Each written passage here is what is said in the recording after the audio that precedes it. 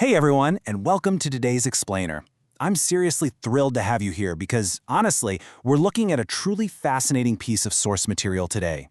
It's a text by an author named Zhu Feng, and it constructs this highly structured, tiered philosophy of morality and love. If you're the kind of person who loves organized frameworks that totally challenge your basic assumptions about human nature, well, you're going to get a lot out of this. The author builds what we can basically call a ladder of love. It starts from the absolute gritty base instincts of nature and climbs all the way up to these wild, cosmic spiritual destinies. It is quite the ride, and we're going to break it down step by step. Okay, so let's just jump right in with a pretty jarring question for you. What on earth do sheep feces and cat afterbirth have to do with love? Yeah, I know, it's definitely not the usual poetry or romantic comedy imagery we associate with the word, right? But the author uses these super visceral, very real anecdotes from nature to just immediately disrupt our romanticized view of love. He really wants to strip away the flowers and the chocolates and get right down to the biological, gritty reality of what it actually means to care for another living thing. To get there, here's our roadmap for today. First up, survival over hygiene. Then, a new definition of love. Next, no love and small love, followed by the meaning of great love. And finally, we'll hit the ultimate spiritual destiny. All right, kicking things off with Section 1, Survival over Hygiene. So the author notes some really specific observations he made while herding sheep as a kid, and then later watching pets. He noticed that mother sheep will actually lick the feces off a newborn lamb's bottom. Why? Because if she doesn't, a scab forms, the lamb can't defecate, and, well, it dies.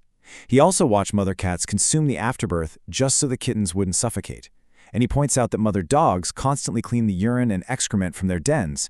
If they didn't, it would cause massive bacterial growth and fly infestations, which would literally kill the puppies. Now, first, the author viewed all these things as just unfortunate, unclean habits, but he ultimately comes to a really profound realization. These animal mothers are actively choosing the survival of their young over personal hygiene. They're enduring what we humans find totally repulsive for a very, very specific reason. And that reason is kind of the anchor of this whole thing. It is not an issue of hygiene, but a matter of whether life can survive and continue. The author grounds his entire philosophy on this core idea. True love, at its absolute foundational level, is about enduring hardship and doing whatever it takes to ensure life persists. It's active, it's selfless, and yeah, it is sometimes very messy dedication. Which brings us to our second section, a new definition of love.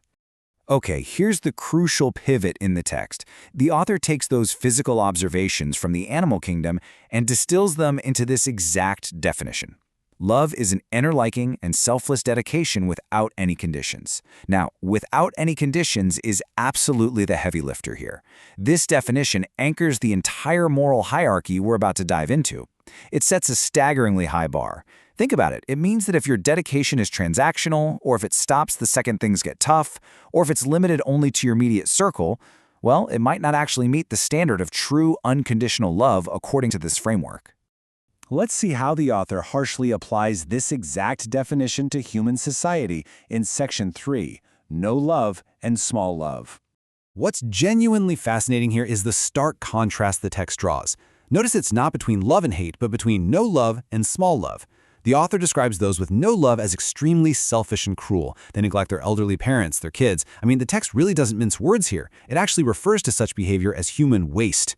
These are the folks who will pollute nature, betray friends, and sell out their country just to make a quick buck. But then look at small love. This is someone who does love their immediate family. They love their kids, their parents, but the author argues that if they ignore their neighbors, if they ignore society, and if they ignore nature, they possess only small love. The text provocatively claims this is barely any different from base animal instinct. Just like a mother dog protecting her litter, a person with small love might still lie, cheat, or steal if they think it helps their immediate family. So the author really frames this as a strict moral ladder.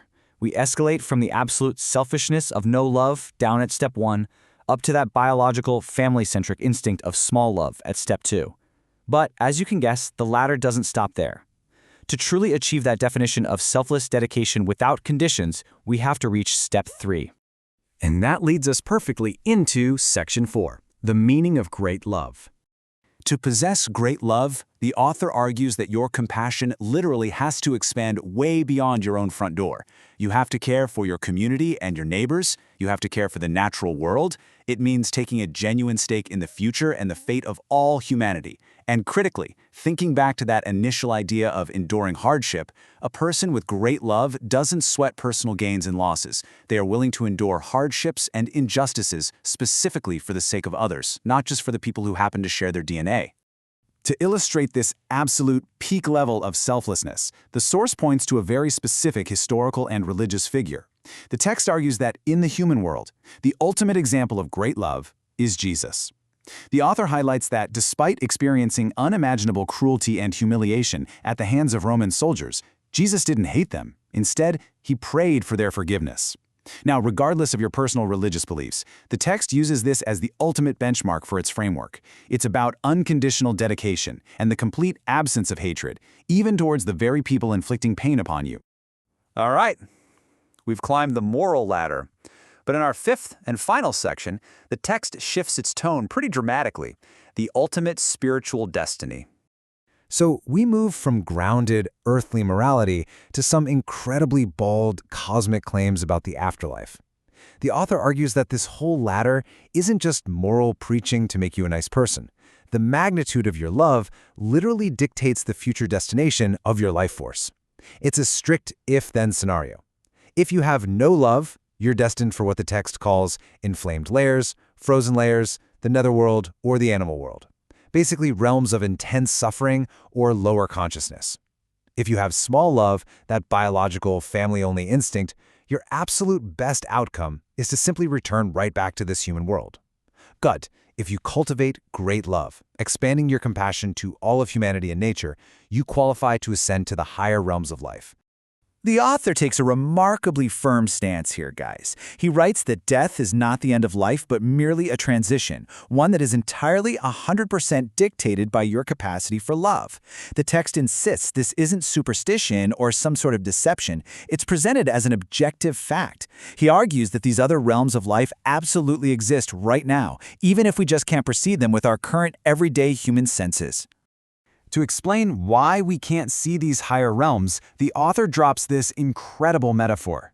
He says, it's not because this world lacks light, but it's because the blind cannot see the light. It's not because there's no sound in this universe, but the deaf cannot hear the sound. Essentially, he posits that our spiritual perception is just way too dull right now. We basically lack the visual or auditory function to perceive the higher dimensions that great love unlocks. It's such a fascinating way to wrap up the framework, and it really leaves us to wonder, is the universe actually filled with these higher realms of existence, and are we just currently too spiritually blind to see them? And honestly, more importantly, according to this text, are we willing to expand our definition of love enough to finally open our eyes?